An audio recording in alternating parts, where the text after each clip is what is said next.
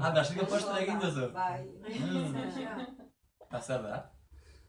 Zer da? Brasilgo Da postre txokolatezko bakorik. izena du brigadeiro de colher. Aha. Kollara bezala. Aha. Adibidez kikara, euskeraz esaten dute kikara, ezta? Portugez da xikara. Bai? Xikara eta hori da, brigadeiro de colher da txokolate eta esne kondensatua bezala. Baina oso goxua.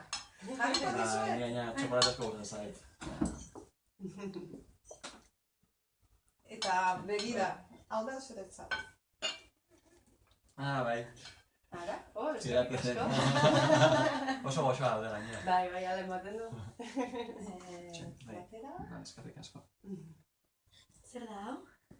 Patata egosita, eta txoin, guk jango dugu saltxitxarekin, bakarrik beretzat.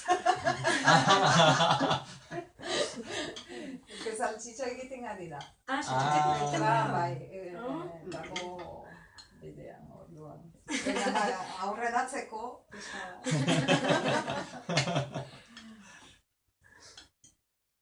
Kartofeltzarek dago. Alemanian ere asko jaten duen. Soia. Hau. Bai, oso ohikoa da. Bai, Alemanian oso tipikoa. Hau da Nepalekoa, bera ekarri du, eta nik ekarri dut sushi. Oso goxua da sushi jau, bai? Ez dut bestia probatu, baina... Hau zer da? Hau da tipularen. Nola zeukan izena? Okora. Tipula eta kurri pixka bat, Bai, ezta? hori jengibre baratxuriak,